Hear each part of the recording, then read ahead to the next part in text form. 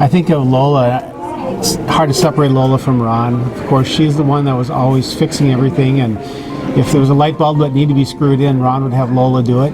Yes. Anyway, but we had a lot of fun with Lola playing games. She loved to play Catan, and of course everybody else did as well. And I remember one of the first times I played with her, she was surprised at how we all ganged up on her when she was winning. But she fell into stride, and I found myself on the other side of that equation with her ganging up against me later on. So Lola was a lot of fun. I've always admired Lola. I've just been really grateful for the opportunity to be considered her friend, and she's so much fun, just out of the box kind of things that she does. One of the funniest things I remember is we had a talent show early on in the church, and she actually played the saw. And I'm not kidding you. I thought that was crazy. She was joking, but she literally brought a saw up on the stage and played a song on it, and it sounded pretty good, actually. When we used to do variety shows with the youth group, and it wasn't just talent, it was variety, but we found out through the grapevine that Lola had a talent of playing the saw. So I just thought that was the coolest thing. It was one of the most unique things, and some talent that nobody really knew about, that she came out and was willing to do that, and always willing to put herself out there like that. I think it was really cool. But that's just the fun part about Lola. She just is who she is, and she doesn't, she just has fun in life, and she's really been a great testimony to me. The things she's been through in the last few years, just how strong she's remained, and I'm going to miss her, but I know we'll stay in touch. Most of it revolves around Ron, but I mean, a lot of it is, whenever I have Ron do something for me, is always like, well, I can't do that. Lola's the one that takes care of that. Or when you come over and have dinner, like, well, don't eat the food I make, eat the food Lola makes, because she takes care of that. And so a lot of it is just realizing from Ron and the relationship I had with him, more or less too, that she meant the world to him. And she basically held the house together, it sounded like, and did all the stuff that most guys like to try to do anyway. But she was definitely his rock, and she'll be missed here for sure. I've just never met a pastor's wife who is so uniquely her own being. She just didn't fit a lot of the molds or stereotypes. I come over to their house once and knocked on the door, and Caleb answered, and I was like, hey, is your mom around? She's like, yeah, I think she's up on the roof. And I take a couple steps back, and sure enough, she's like re-shingling their roof. And she'd come to church one Sunday and was just glowing, and she's like, Kristen, you'll never believe it, I rented a jackhammer this weekend. And she totally redid their bathroom. She took out the shower and the old tub and created a whole new wheelchair accessible bathroom. But I think so many of my favorite Lola stories are the unconventional, non-traditional. I remember when we first came to Cornerstone, and Ron was such a crazy personality, and he was a lot of fun. But he just was out there. He had a lot of ideas. He just wanted to do everything. And then we got invited to Ron's house for dinner, Ron and Lola's house.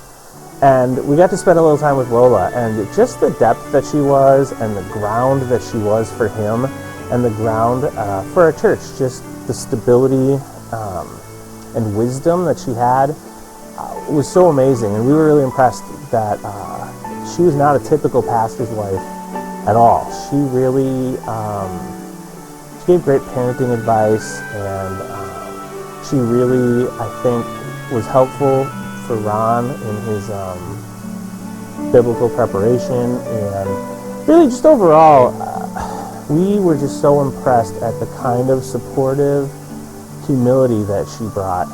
And then to play games with her, oh my goodness, was she cutthroat. And a huge, annoying Packers fan. What do? Everybody's not perfect. Lola, it's been so good. It's been so good. We're going to miss you so much. So I remember on the first time I went on a riverboat, Lola led us all in singing Rolling on the River. And I thought that was pretty fun. She just was quite a character, which surprised me. But it was fun.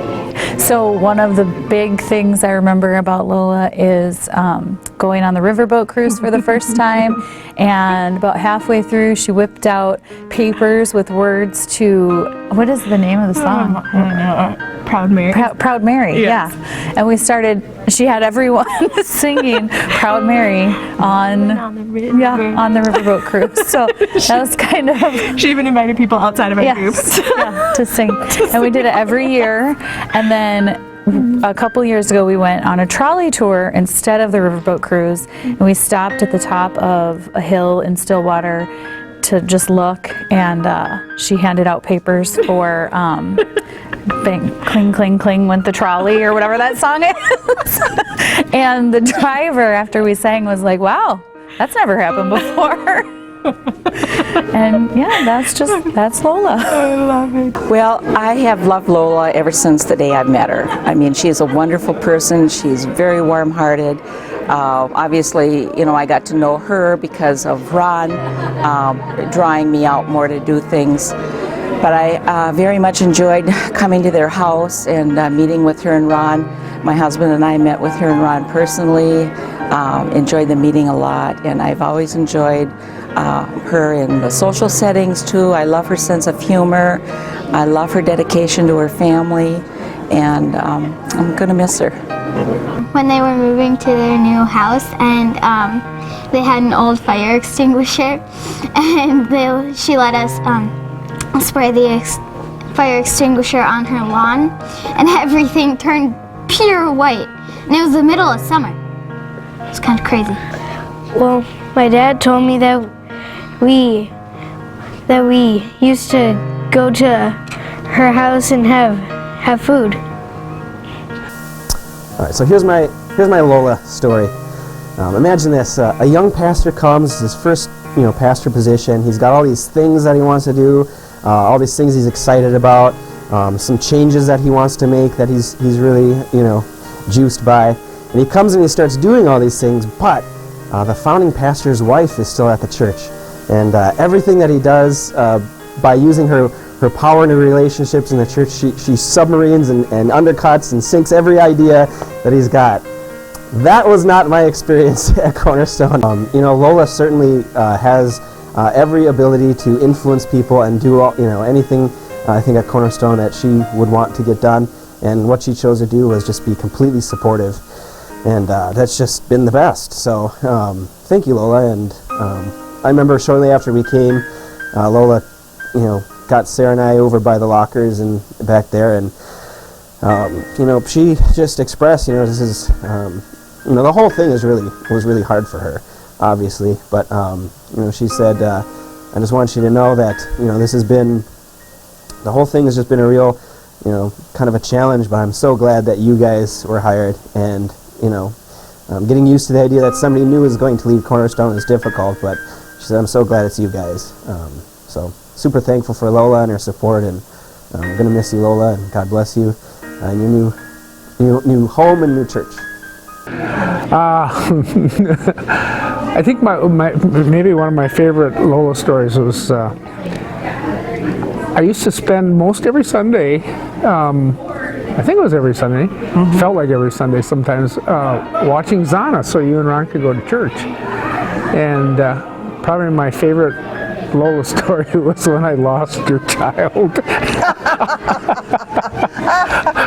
Zana got on the elevator and she kept going up and down, and I couldn't get to the right floor, and finally I had to explain myself to you. Well, we found her. She's alive. She's well. No thanks to me. Well, one of my moments of Lola is when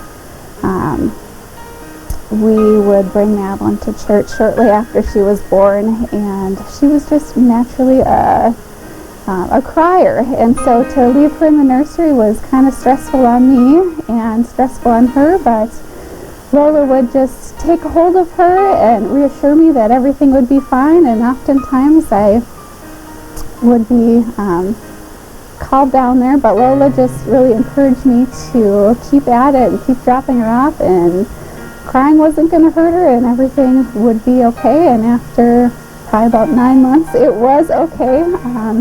So I just thank you, Lola, for your reassurance and your wisdom on that you've given me about being a new mama over the years, and I just thank you for all your advice. I remember when Joey was our oldest son was about 1.5 years, and he started like having these shaking episodes. And we were really, first-time parents and didn't know what to do. And so I immediately went to Lola because we were afraid he was having seizures, and I knew that she would be able to connect and share what to do about that. And so she was such a comfort in that time that we were really terrified. And that was sort of the beginning of trying to find out what was going on with Joey and how we could help him. And so she was really instrumental in comforting us and kind of guiding us forward.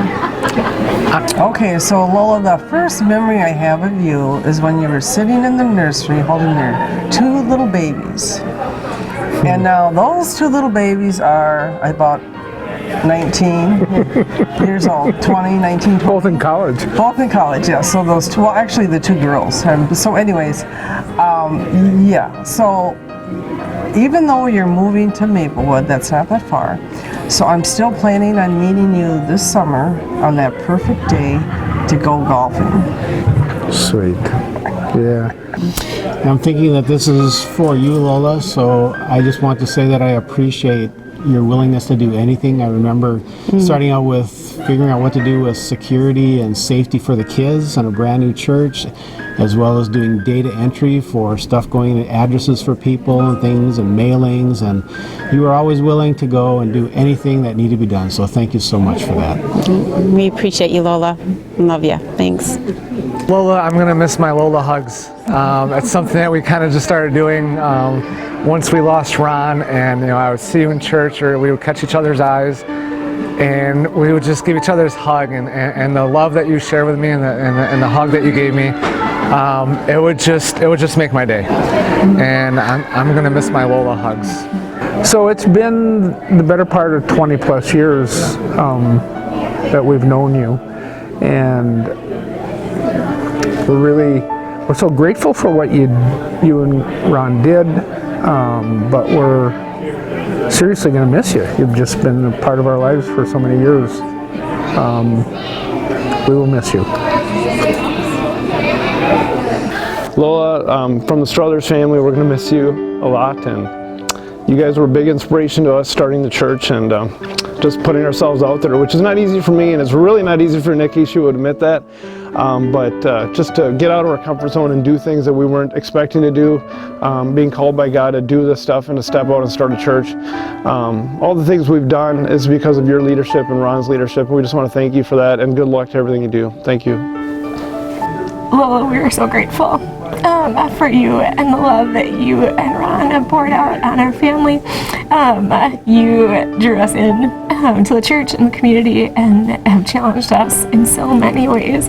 I really appreciate your influence and inspiration in our faith, and the way that you have loved on our kids for so many years, and that your kids have loved on our kiddos. I'm grateful for the mentorship that your kids have provided, and we love you guys. Ditto. I don't know, except for the kid part. I don't know. Lola, I love you. Thank you. We'll miss you, Lola. We'll miss you, Lola. We'll miss you, Lola. We'll miss you, Lola. We'll miss you, Lola. We'll miss you, Lola. Lola, we'll miss you. We'll miss you, Lola. Love you. Bye. We'll miss you, Mrs. Sykes. Lola, we'll miss you. That was a little off, yeah. Your finger thing threw me off. Lola, we'll miss you. We'll miss you, Lola.